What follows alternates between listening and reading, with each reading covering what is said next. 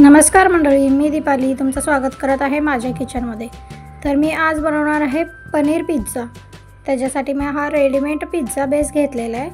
तो व्यवस्थित झाडून वगैरे पुसून घेतलेला आहे आणि आता त्याच्यावरती आपण 1 चम्मच टोमॅटो सॉस ॲड करूया आणि ते व्यवस्थित पसरून घेऊया।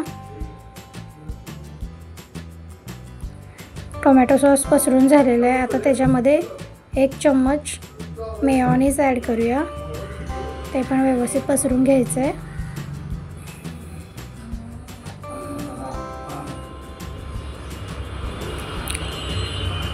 सगळीकडे व्यवस्थित पसरून घेतलेलं आहे आता मी मेयोनीज। आता त्याच्यामध्ये आपण 1 चम्मच शेजवान चटणी ॲड करायची आहे। तुम्ही जर लहानांच्यासाठी बनवत असाल तर तो शेजवान चटणी स्किप केली तरी चालेल। 1 चमचा शेजवान चटणी स्प्रेड करून घ्यायची आहे व्यवस्थित। आता त्याच्यावरती कांदा घालूया आपण।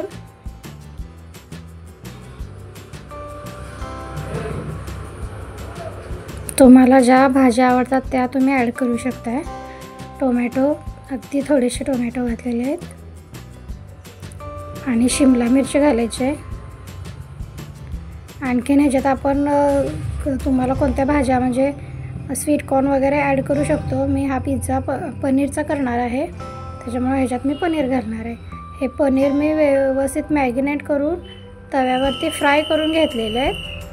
आता आपण पनीर ह्याच्यावरती घालूया।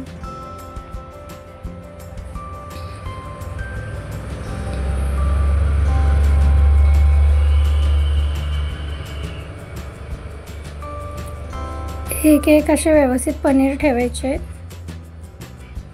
पनीरला मी दह्याच्या मिश्रणमध्ये चटणी मीठ वगैरे घालून ते सगळं व्यवस्थित फ्राय करून घेतले। आता ह्याच्यावरती लांबडी चिरलेली ढोबळी मिरची घालूया। जर तुम्हाला आवडत असेल तर घाला ढोबळी मिरची, नाहीतरी चालेल। चिली फ्लेक्स स्प्रेड करूया आणि 1 चीजचं क्यूब घेतलेलं आहे मी ते पूर्ण मी ह्याच्यावरती पिझ्झावरती खिसून घेणार आहे। एका पिझ्झासाठी मी पूर्ण 1 ते 1.5 क्यूब वापरलेला आहे। इथं तुम्ही आणखीन जास्त तुम्हाला हवा असेल तर तुम्ही हे घालू शकताय।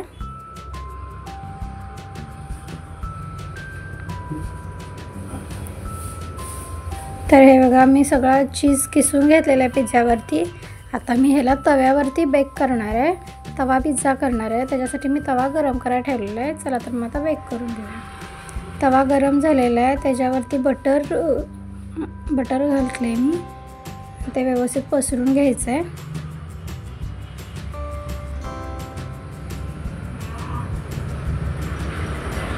खाली बटर किंवा तेल लावणं गरजेचं आहे, त्याच्यामुळे ते हे होणार नाही। आणि पिझ्झा त्याच्यावरती तव्यावरती ठेवलेला आहे। आता ह्याला झाकण ठेवून 5 मिनटं आपण ह्याला मंद आचेवरती बेक होऊ द्यायचं आहे। तर आता 5 मिनटं झालेले आहेत। चला तर आपण बघूया। तर हे बघा चीज आपलं वितळलेलं आहे, म्हणजे पिझ्झा बेक झालेला आहे। बघा खालून पण एकदम क्रिस्पी झालेला आहे। चला तर मग आपण ह्याला काढून सर्व करून घेऊया। पिझ्झा हा झालेला आहे, ह्याला मी कट करून घेणार आहे।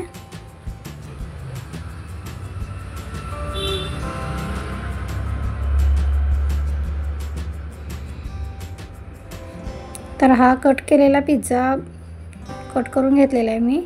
तर हा पिझ्झा आता रेडी आहे खाण्यासाठी। तर हे बघा ह्याला खालून हे एकदम क्रिस्पी बेस झालेला आहे पिझ्झाचा। तर अशा नवनवीन व्हिडिओ पाहण्यासाठी किंवा तुम्हाला जर माझे व्हिडिओ आवडत असतील तर माझ्या चॅनलला सबस्क्राईब करा आणि माझ्या व्हिडिओला लाईक करा, शेअर करा आणि छान छान कमेंट करत जावा। तर थँक्यू।